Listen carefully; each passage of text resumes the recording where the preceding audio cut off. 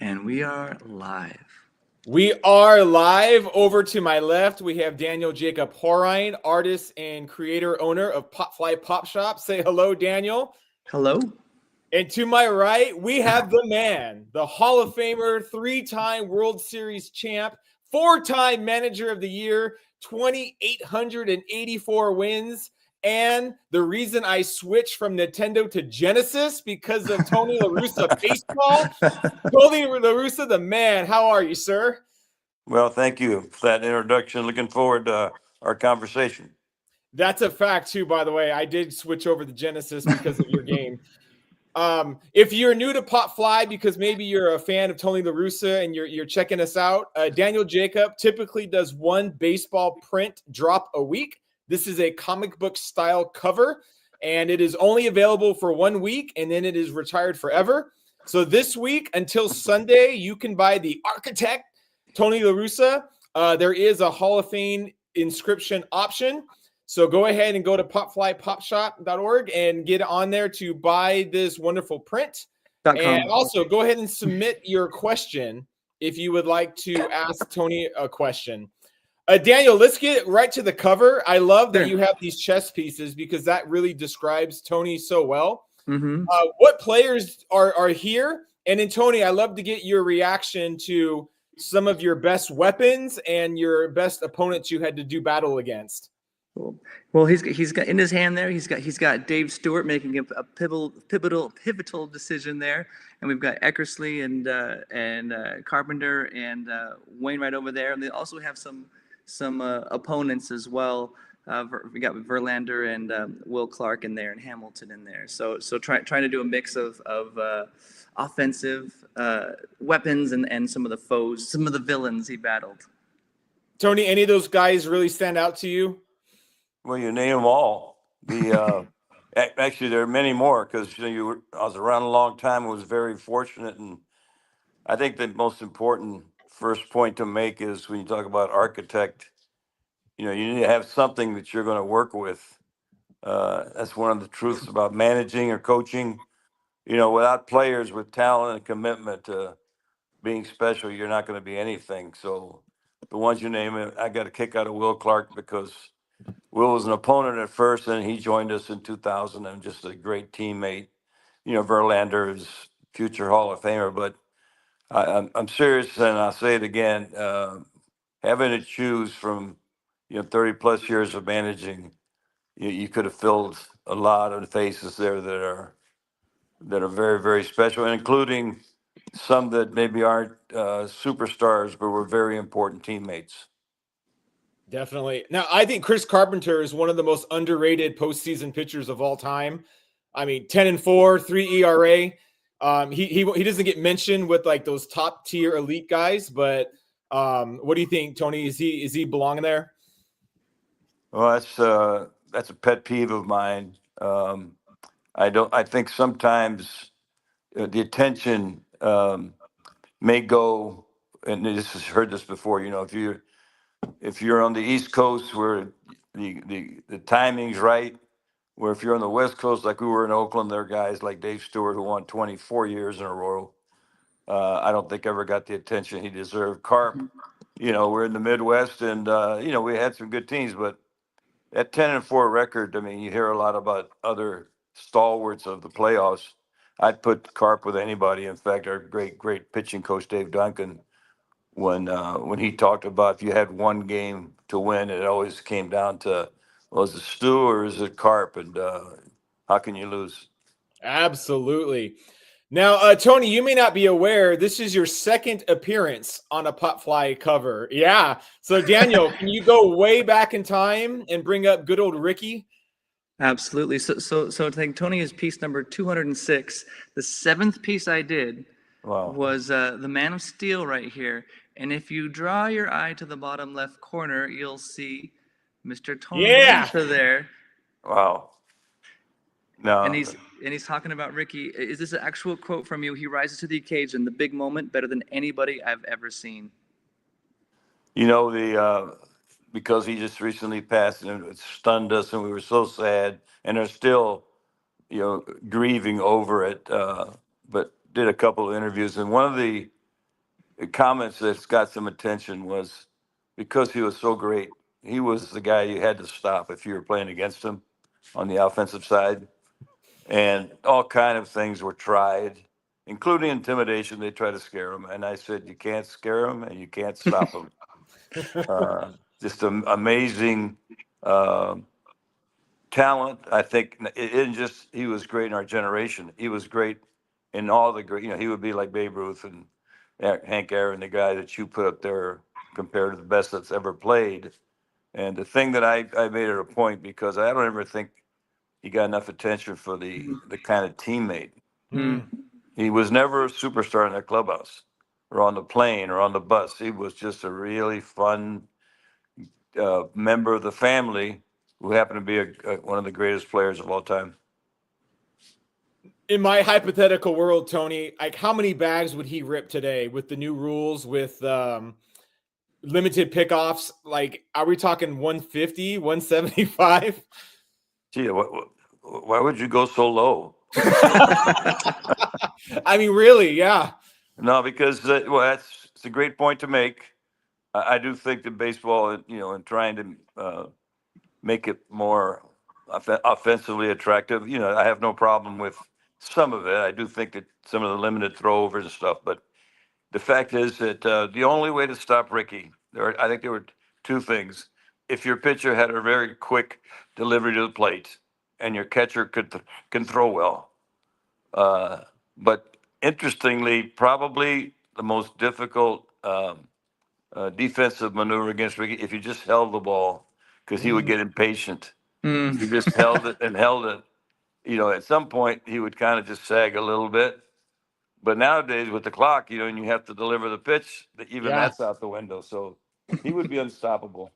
He would. I mean, I love Billy Hamilton, and I wish he was still playing full. I love his defense, but I mean, he couldn't get on base. So you take the speed of Hamilton, but you tack on one of the greatest on base percentage guys of all time, and that's Ricky, who can also hit bombs and play defense, by the way. You may miss this, but when I came back in 2021 to manage the White Sox, Billy was on that team. Wow.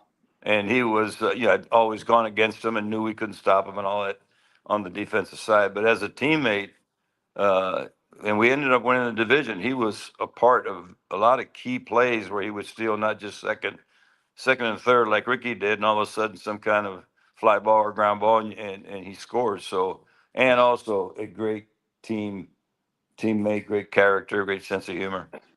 Oh, that's good to hear. I love a Hamilton story. Hey, Daniel, can we show the print again? And again, this is only available until Sunday. Popshop.com. There is an autograph option. I'm sorry? Sorry, popflypopshop.com. Sorry. I'm too excited with the Hall of Fame manager right here. Popflypopshop.com. Get the Popfly by Sunday. There's an autograph option. Tony La Russa, you brought up Dave Duncan, and I'm always a huge fan of former catchers being at the high level. Can you talk about Dave Duncan as a brain trust with you? Because he stayed with you your whole career, it seemed like. Well, we were good 29 years, starting from 83 to 2011. It's impossible. And believe me, I'm around a lot of baseball people. I was even with one last night I'm here in Charlotte watching our AAA team. And we talk about it. It's impossible to explain the greatness of Dave Duncan, and not to disrespect other pitching coaches. He was so complete, and we would take an hour and it would not do justice. It's just, he was complete. He'd get pitchers ready where it was mentally, fundamentally, and also with his books, his famous books where he got all the different at-bats, and he would study them the next day and create a different plan depending on the pitcher. He would have a different one for Stu or for Carp. Also, he also put down where the ball was hit. So way back in our days, before the metrics, we were designing our defensive alignment according to Doug's books. Wow. You had to see this book on the arrows, and he'd have the last 100 at bats from Robin Yount, or George Brett, and fascinating stuff. And he's cannot get enough credit. I just wish there was a way Cooperstown could recognize him. I love how you describe that, because I think managers like you have been unfairly characterized as this binary of either you're the sabermetrics or you're like a hunch manager, as if guys like you just kind of like, I'm going to shift him just because I feel it in the air. Like, you guys are well prepared, well engraved into the stats. It's not an either or. What are your thoughts on just that discussion in baseball of like hunch versus metrics? Well, I'm going to give you a compliment. That's right there was some of the one of the best questions I have ever received. Because on the one side, it's preparation, and because of a coaching staff like Dave Duncan and Dave McKay and on the offensive hitting coaches, and Jose Oquendo as an infield instructor.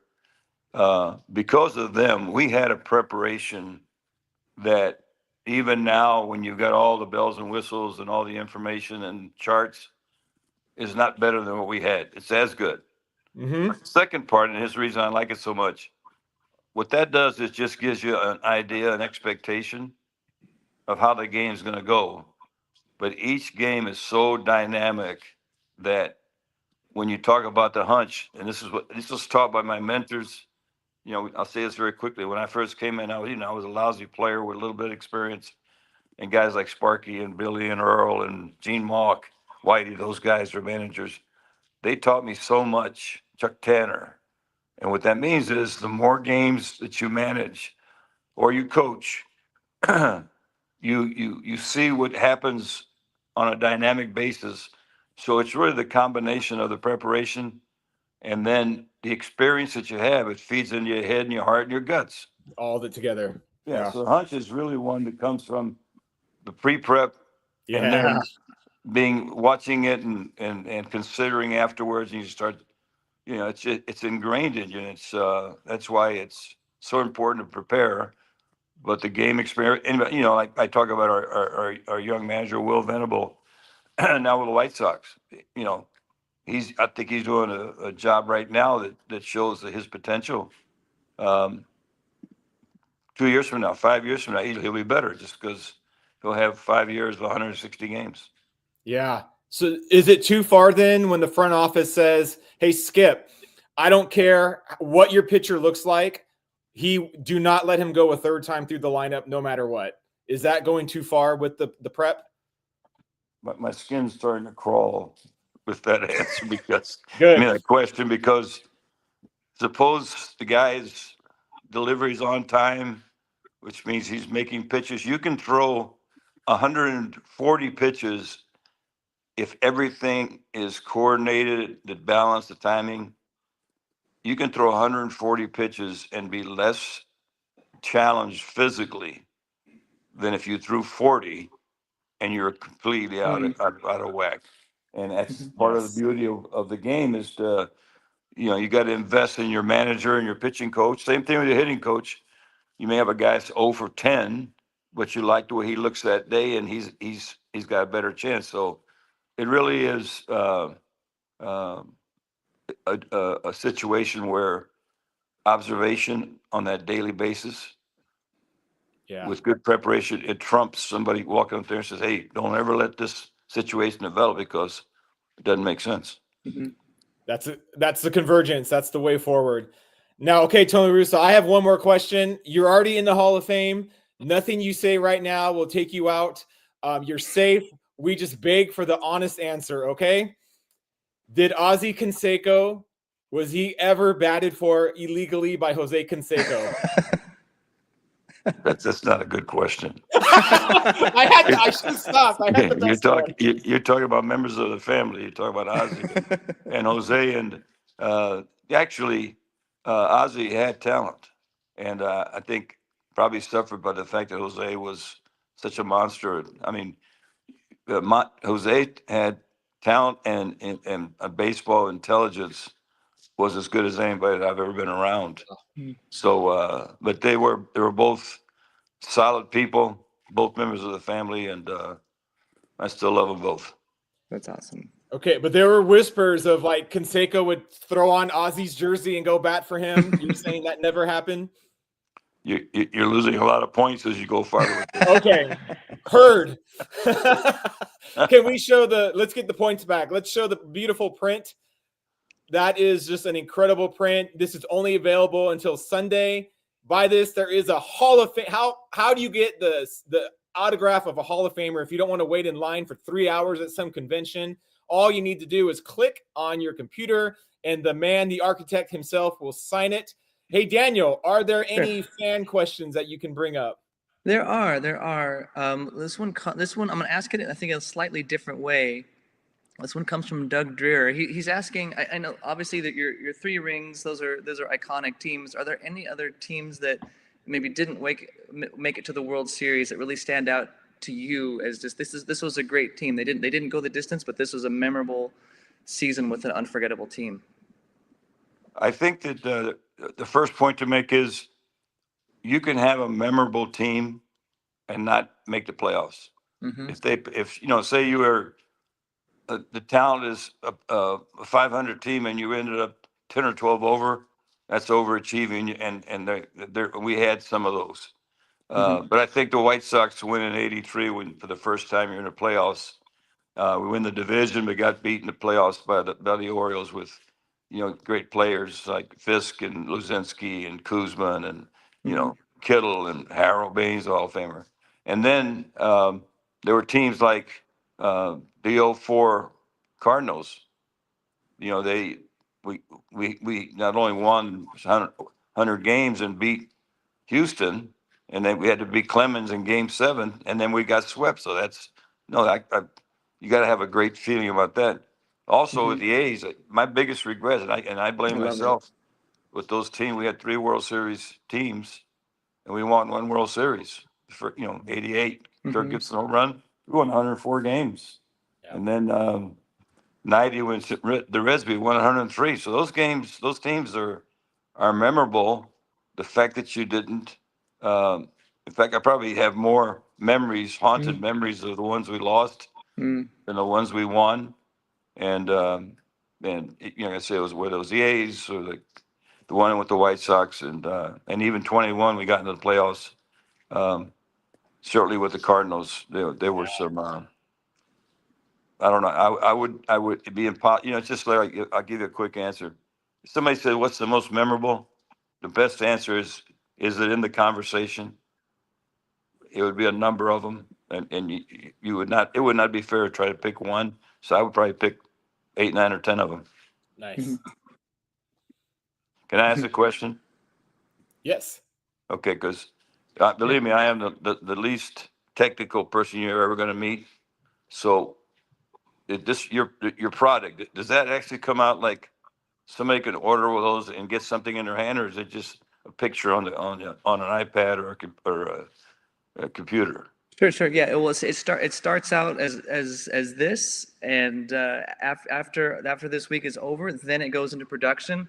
They'll all be I sign the back of each one and I number the back of each one, and so these will be things that people can hang on their wall, or in their man cave, or their office, or their clubhouse, and enjoy.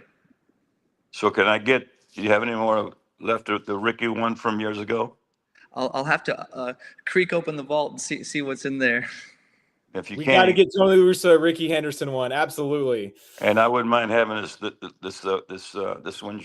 The architect too. That would be a good one for the family to have. Oh, you've got plenty headed your way. All right. These are incredible. They look like comic books, but they're just the cover. But they look like comic books. And Daniel's done a Dave Stewart one. They're super fun. There's just beautiful collector pieces, and it's only available until Sunday. If you look on eBay, there's lots of old retired ones going for obscene amount of money. So get yours, popflypopshop.com by Sunday. Daniel, did you have a closing question or anything to ask? Just one more question, and you sort of alluded to it a little bit earlier, Tony. But Brian Westhoff is asking about some of the unsung heroes that might not be on the chessboard that I made here, that didn't get their due, that you worked with. Here again, if you think about 5,000 games, that list is really long. I'd probably start with coaches. I mentioned them one time. We were you ask players on our teams, they will almost always talk about our coaching staff. I was just a member of the staff. We had great coaches, but to be a somebody that you would consider as part of the answer, all you'd have to do is commit to the family of our team, which is we're going to do the very best we could to earn respect, trust, and care for each other. So there could be, well, like one of my favorite, most recently, I mean, I could name a bunch of them. Recently, gentleman that just managed the marvelous Skip Schumacher. Skip, and they said, well, he was a tilted player. No, he just was a player that played different positions at different times. But there wasn't anybody in that clubhouse, even our greatest stars. And we had Pujols, and we got Molina, we got Carpenter. There wasn't anybody in that clubhouse that was more respected and trusted than Skip Schumacher. So we have had those guys over the years, and actually I have, when I've got plenty of time, sometimes I make a long list of guys that I don't want to ever forget, and so I have my own list, and Skip is one guy, but I could mention somebody from the A's just the same way, and White Sox. Well, you are on that list for countless people. In fact, in high school, in my biology class, on a test, our teacher would always put a pop culture extra credit question. And one of the questions, one test, I kid you not, was who's the greatest manager in baseball? And I put Tony La Russa, and he gave me extra credit. And everyone else that was put Tommy Lasorda and Mike Scioscia. I put Tony La Russa, and the science teacher in class said Evan's the only one who got the right answer. Must have been a Cardinal fan. I think he was, yes. Also, well, real quick, I just want to mention. I think it's great, Tony, that you mentioned just the coaches being the unsung heroes, because that's when that question is asked, I don't even think anyone's thinking of coaches. Correct. The fact that you went there and just the experience, I think behind the scenes and bringing this piece to life. I had a different title for it, but we changed the title, and there was some of the language there. I think one of the original things I had in the speech bubble was everyone starts in the blueprint and ends with in the box score, and what you said really changed the tone in a positive way that really reflects swimmingly. It ends with the players, and so it starts with prep and the blueprint, but it ends in the players, and just the fact that you mentioned the coaches being unsung heroes. It's just that speaks so much to your legacy, to your humility, and what an honor this is. Thank you. Yes. Well, one quick point for you fellas. I signed out of high school when I was 17 years old. That was in the 60s. So I was, because of the bonus thing I was in the big leagues at age 18. So I saw what it was like in the 60s and the 70s. It was towards the end of that era. But then by the time I started to manage, late 70s and 80s and so forth, because of free agency and multi-year contracts and the amount of media, that there was a change. And the change was, that applies to this point, is those days that I started, you were schooled in the minor leagues. You had D-ball, C, B-A, AA, AAA. So when you got to the big leagues, a lot of times you had 4, 5, 6 years of experience as a player or pitcher. In our era that all of us have coached and managed, as it got more expensive to carry players that had experience, you started bringing younger guys up. So what happens? Their training in the minor leagues was not nearly as effective. So that meant your big league staff, which is true to this day, the major league staff, the manager and the coaches, they do a lot of coaching and teaching because kids are rushed up there so quickly. So that's why the staff is so important. And like I mentioned that with Dave Duncan, but I also think that true of other coaches we had, not just us, but other teams. I hope Cooperstown will find a way to recognize them in some way. Absolutely. And they've recognized you, rightfully so. So Tony La Russa, thank you so much for your time and your thoughts. I got one really good question and one really bad one. That's 500. So I'll take that. Daniel, thank you for the print this week, that week to focus on the greatest manager of our generation. 2,884 wins. Maybe if Bochy goes another decade, he can get close to that. Get your print by Sunday. Get that autograph inscription. Let's get Duncan in the Hall of Fame. Just throw Jim Edmonds in there while we're at it. Tony La Russa, thank you so much for your time today. Well, I appreciate it. Just remember, I had those wins because we had better teams. There are a lot of managers would have had those wins if they'd have had the teams I had. That's a humble statement. True. Just true. Yes. Well, I enjoyed it, fellas. Thank you very much. Thank you, Tony. so much Appreciate for your it. time. Wow. All right. Man, I've said it before, Daniel. The greatest people of baseball are always the most humble. They always redirect the compliments. You're awesome. So is my coaches. So were the teams. I mean, he didn't say it right now, but basically he's like, I got kind of lucky though. I had really good teams. Yeah. Oh crap. They were good because of you, but it's like you have to have that. That's what makes people good leaders, is that gene of humility. Totally. Yeah, this project has pulled back the curtain for you and I a bit, and you're totally right. It's those characters that really stand out.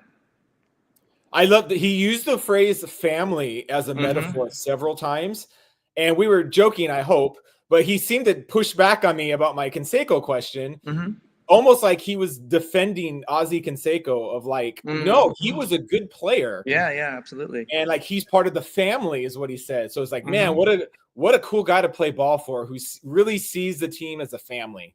Totally. And you're spot on. I love that he mentioned the coaches as the unsung heroes, because you're thinking of like, guys deep in the lineup or something like that. That's what I was thinking when the question was posed. Like, what guys deep in the lineup, that we might not hear about every day. But he goes to the coaches as the unsung heroes on the field. That's awesome. And what the detail I didn't go into with him is that the original piece was called The Mastermind, based on this.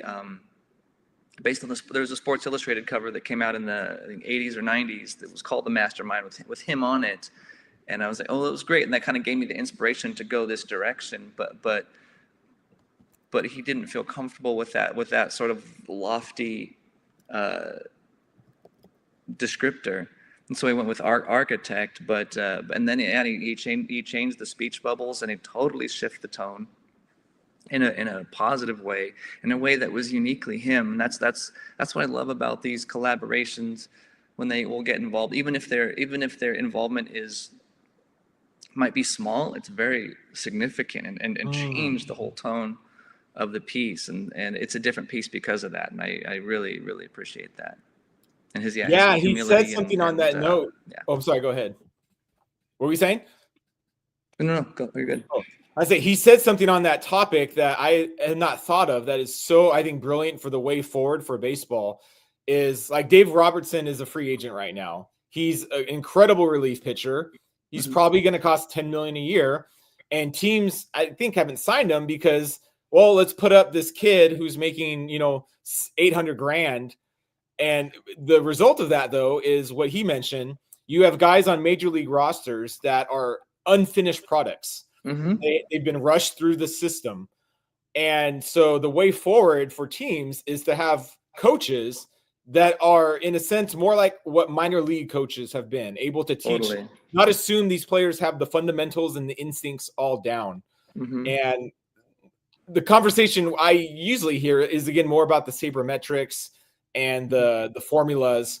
And Tony is this convergence of both, of you need all that as prep, but then you also need the coaches in real time to actually coach. Wow. Totally. That's a great point. And one that wasn't even on my mind, and it shows the importance of coaches now more than ever, because I don't think the philosophy is going to change. No, it's going to go more that way. Yeah. So it's just our best to mitigate it, to build up our coach roster just like we would a bullpen. Yeah, like the Angels have a bullpen guy right now, Ryan Johnson. They drafted him last year out of college, so he had not played one inning in minor league baseball. Wow. He's not even like a phenom. Mm-hmm. He's not this like this herald prospect. They're just like, he looks like he's got some stuff, and he's a lot cheaper, so let's just throw him in. And so he's being coached real time with zero minor league experience in the show. And so if you do that, you probably need really strong coaches to do that stuff with. The stress level of that is astronomical. You're like you're training, on TV, recorded forever for posterity in front of tens of thousands of fans. Unbelievable. Yeah. Oh. So if that happens more and more, the Tony La Russa way, definitely. Mm-hmm. Can we show this print again? Now, I am picking up major starting lineup vibes with the chess pieces. Is that a part of the process? It was certainly on my mind when I did this. Like, they're meant to be chess pieces, but fans of a certain age will absolutely read those as starting lineup figures. And I meant to be somewhat self-referential with this piece, because if you notice the Dave Stewart piece that he has in his hands, it's the same pose, same angle as the Dave Stewart smoke piece that we did 4 years ago. Love it. And I love the color versions of his guys, and you kind of have the silhouetted of sort of his enemies that he's going against. Yeah, absolutely. And we got those the World Series rings in there. That was a lot of fun to research and put in there. Love it. And hey, hearing him, he's like, hey, I want one of those Ricky Henderson prints. How do I get one? So good. So all of you this week, you don't want to be the guy asking, how do I get one of those Tony La Russa prints like a year from now? Get it right now while you still can, while they are available. Go popflypopshop.com. Only available until Sunday. There is autograph options, inscription options. Get that. And on that note, to a sort of a different topic, Daniel, tell us about Field of Dreams. What is going on? Super excited about this. So for the last 2 years in a row, Popfly Pop Shop has gone to the Field of Dreams in Dyersville, Iowa. Last year we did it with big leaguer and my baseball hero from childhood, Dale Murphy, and we spent 2 days out there on the icon. I'm gonna hot take. Maybe it's not a hot take. The most iconic field, in America. So we spend 2 days there, July 31st and August 1st. We're gonna be out there with local to us legend Steve Garvey, Dodger Padre legend. Tickets are available now at popflypopshop.com, and you will be there, Evan, which I'm super excited about. We get to do these interviews sort of at different parts of different geography here, but it'll be awesome to kind of have athlete me and you in the same space. I'm super excited. Yeah, I want to have a catch with Garvey. Just saying. Yeah. I'm going to go a day early and go to a Royals game. So if anyone who's going, we will connect, and I will include you on a Royals little rendezvous adventure if any of you want to go over there with me. Man, I mean, this is the phrase once in a lifetime gets thrown out a lot. This truly is a once in a lifetime where you can have a catch with Steve Garvey on the Field of Dreams. Yeah, it's true. We did it last year with Dale, and I don't know if we get to do it again with Dale, and it might be the same with Garvey. Who knows? So I would absolutely encourage you to come out with us. Now, is this appropriate where someone wants to bring some kids with them? Is it family friendly? It is absolutely family friendly. The family would need a ticket to participate, but the cool thing about this, and this is very sincerely one of the most special parts of it, is that we've had folks there that there's grandpa, there's adult son, and then there's grandkids. So having 3 generations of father sons so far there, and being on that field and that place, it is absolutely magical in every way. So everyone go to popflypopshop.com. You can reach out also, email, text, Facebook message, and if you have any specific questions, and Popfly Pop Shop will get back to you. It's a delicate number that they're going for, because if it's too many people, the experience is diminished. You can't have 500 people all trying to play catch with Steve Garvey. But if you do it for like 2 people, it's not viable, because you know there's costs that go into this thing. So there is a sweet spot of a low enough number to where you have an incredible time, but enough people to make it viable. And so that number, we got to hit that number to make it happen. And so there is a cutoff date, so you can reserve your ticket. And if that number is not hit, you will get fully refunded. If that number is green lighted, Popfly will communicate that. This is a once in a lifetime opportunity. Sign up, buy a ticket for your kid, your family, have a hot dog, have a catch. There's a museum. There's a lot of fun stuff that is going on behind the scenes. Yeah, and there'll be a Popfly swag bag. There's gonna be a Popfly in there that it's not gonna be available elsewhere. It's not gonna be, you know, a release later. It is limited to only something that you can get at this Field of Dreams event. There's no other way to get it. There'll be a sit-down catered meal Q&A session with Garvey. So it's not just going catch on the field. We do our best to craft a really personal, intimate experience that you can go home feeling really good about having, and just core memory making moments. I can already see, like in my head, the end of the summer, like, oh, what'd you guys do this summer? Oh, I went to Disneyland. Oh, that's cool. I played catch with Steve Garvey at the Field of Dreams. No, not a big deal, whatever. You know. All right, so I think that wraps it up for today. We had one of the greatest managers of all time. Go to popflypopshop.com and reserve that print. Get the autograph inscription. Check out the info for Field of Dreams. Reach out if you have any questions. Daniel, any parting words for everybody? Yeah, and one more note about the Field of Dreams. Use the promo code Garvey, all caps. It will get you $100 off for the first 32 people. After that code's not going to work anymore. So you get a discount if you use the term Garvey, and those first 32 people will also get something extra in the swag bags that not everyone else will get. So be one of those first 32 to get that discount and to get something extra. And some have already sold, correct? Mm-hmm. So it's less than 32 left. Yeah, for sure. You see where I'm getting? Okay. Yeah. All right. Thank you, everyone, for joining us live today. Reach out if you have any questions. See ya. Thank you, Evan. Thank you, everybody.